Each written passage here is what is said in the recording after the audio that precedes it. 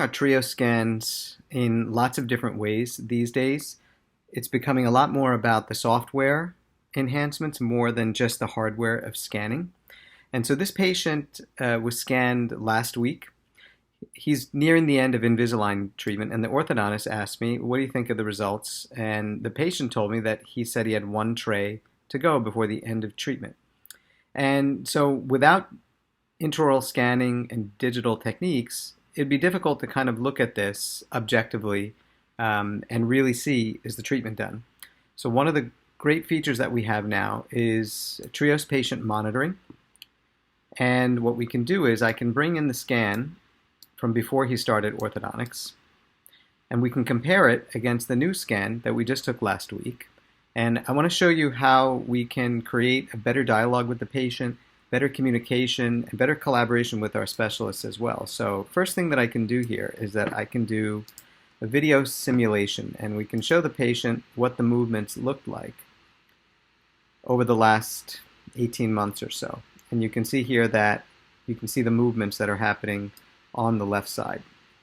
If I turn the scan to the left here, we can run that simulation again, and you can show the patient what's been happening. And you can see there that he's starting to get some super eruption on the upper left here. And just in looking at this scan, it looks like he doesn't have a lot of occlusion on the left side. So it's very easy today to get these types of scans and do this live with the patient. Once we show them the movie, what I really want to do is to be able to show him two-dimensional cross-sections.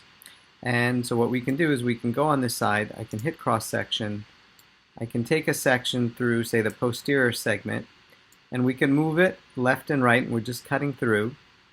And I can really show the patient now that, his orthodontic therapy isn't really close to being done yet because the fact that he has no occlusion on the left side.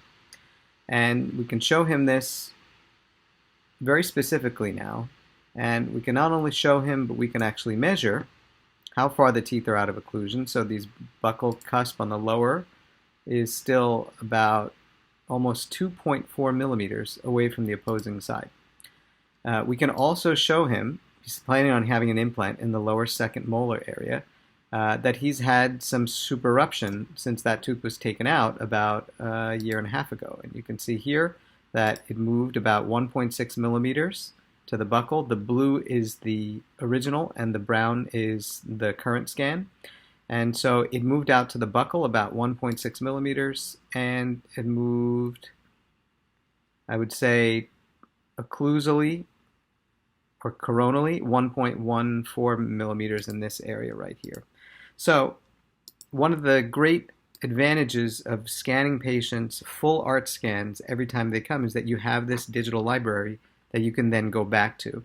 We can have a more productive conversation with the patient now, and he understands much better why his treatment is maybe not done yet. And then we can share this information with the orthodontist to talk about the remaining treatment goals and how we can get there orthodontically while the patient's still in active treatment. So hopefully I don't have to trim this area on the upper second molar, and hopefully I don't have to prosthetically restore the open bite on the left side.